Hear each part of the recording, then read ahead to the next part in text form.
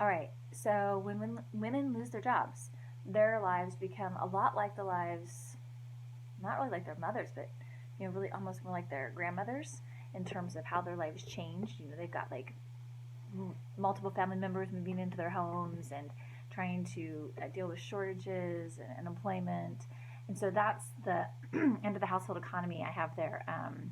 Mayonnaise Cake. That's a reference to is dealing with shortages. Like when students see that, they're like, ugh. And I've made it for students in the past. If you can find flour, you might not be able to find flour. We haven't been able to, but if you can find flour, you might want to try mayonnaise cake. The reason it was in a make and do cookbook from the 1930s is because it allowed you to substitute mayonnaise for egg and oil. So it would be a cheaper means of making a chocolate cake. And you will not taste the mayonnaise, I promise you. It's this really moist kind of spice cake. I gave you the recipe on your outline.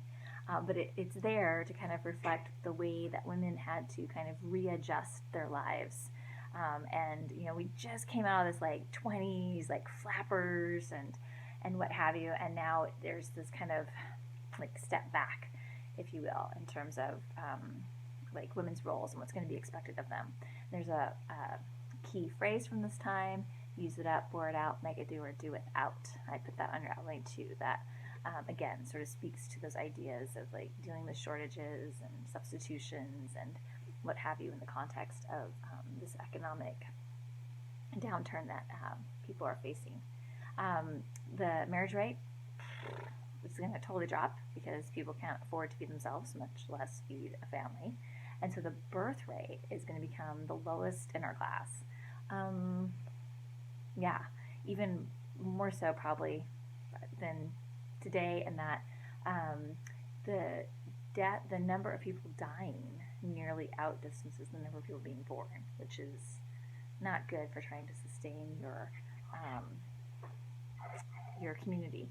If you look on the outline, actually, I gave you a graph of the fertility rates in the United States, and you can see it totally just how much it drops when the Great Depression begins. You also can see where we're going to have a baby boom when we get to the into 40s, beginning of 50s, after World War II. But you can really see that drop on there. So if you're kind of a visual person, check out that PowerPoint slide.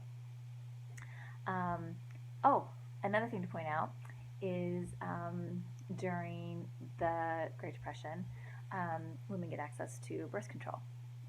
All of the fight that we saw in the 1920s, Margaret Sanger getting arrested, going to jail, and then even we brought that all the way back into the 1820s and 30s with Madame Restall.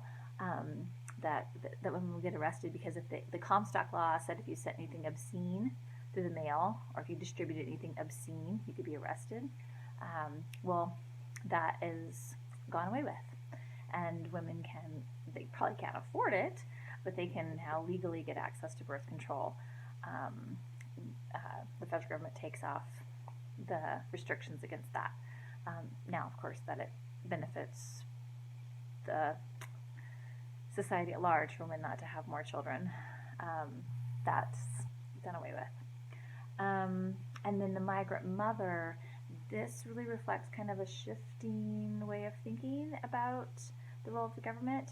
And I put that, I explained that in the module. And then you've got a great site through the Museum of Modern Art. If you scroll over the picture, it pops up different things to kind of explain that image for you. So hopefully that will be helpful. All right, take care.